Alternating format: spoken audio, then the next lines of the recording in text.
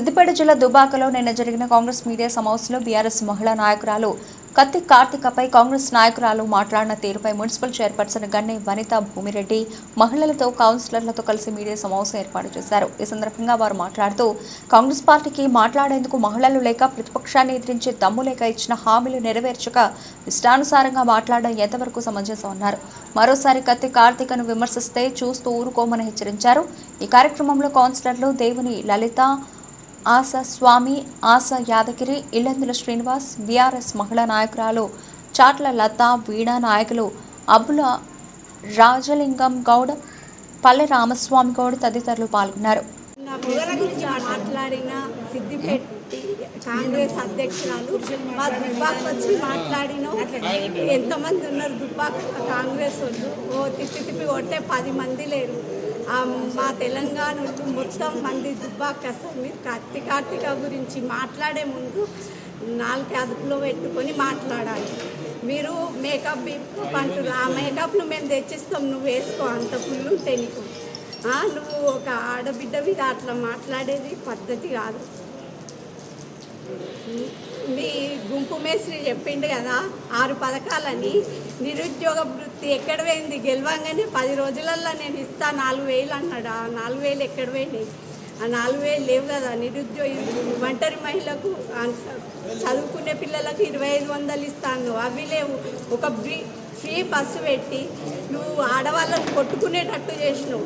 అసలైన సమయంలో ఒక బస్సు కూడా లేదు.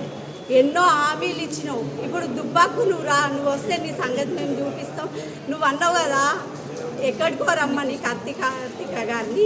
నువ్వు దుబ్బాక తెలంగాణ తల్లి దగ్గరికి రా. మా తెలంగాణ ఎంతమంది వస్తారో అప్పుడు చూడు మా మహిళలు. నువ్వు మాట్లాడే పద్ధతి సరిగ్గా నేర్చుకో. కాంగ్రెస్ ఇప్పుడు గెలవచ్చు. 10 సంవత్సరాలు మా కేసీఆర్ పాలనలో మీరు ఒక్కరు కూడా కనవాళ్ళు ఎంతవరకు.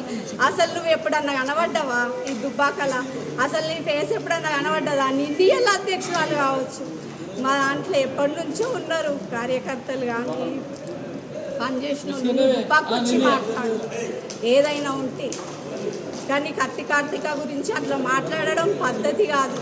ప్రతి ఒక్క బిడ్డకు, ప్రతి ఒక్క ఊరికి పోయి ఏ పార్టీ ఆ పార్టీ అని చూడలే. 5,000 ఇచ్చింది ఆడపిల్లకు. ఆమె గురించి నువ్వు మాట్లాడే పద్ధతి మార్చుకో.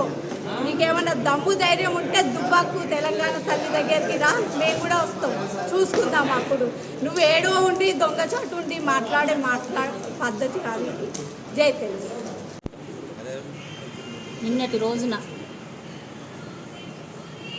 మన బీఆర్ఎస్ అధ్యక్షురాలైనటువంటి కత్తి కార్తిక గారి పైన సిద్దిపేట కాంగ్రెస్ మహిళలు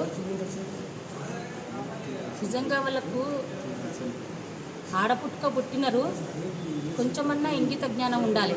ఒక మహిళను పట్టుకొని హేళనగా మాట్లాడు సిగ్గుసేటు. నేను ఒకటే అడుగుతున్నా, ముందుగా కత్తి కార్తిక గారికి తక్షణమే క్షమాపణ చెప్పాలి. ఒక ఆడబిడ్డను మాటలతోటి అనడం. నిన్నటి రోజున దుబ్బాకల కాంగ్రెస్ మహిళలే లేరా? అసలు సిద్దిపేట మహిళను తీసుకొని వచ్చి దుబ్బాకల ప్రెస్ మీట్ పెట్టి, కత్తి కార్తిక పైన ప్రెస్ మీట్ పెట్టి రాజకీయంగా వేరు, వ్యక్తిగతంగా ఆమెకి ఎట్లాంటి మాటలు మాట్లాడినరు. ఆమె ఒక మహిళా అధ్యక్షురాలిగా ఉద్యమంలో పనిచేసింది. ఆడబిడ్డ ఉడితే పుట్టిన బిడ్డకు 5,000 రూపాయలు ఎక్స్గ్రేషియా అందించింది. ఇట్లాంటి మహిళను పట్టుకొని మాట్లాడడం అసలు సిగ్గుసేటు.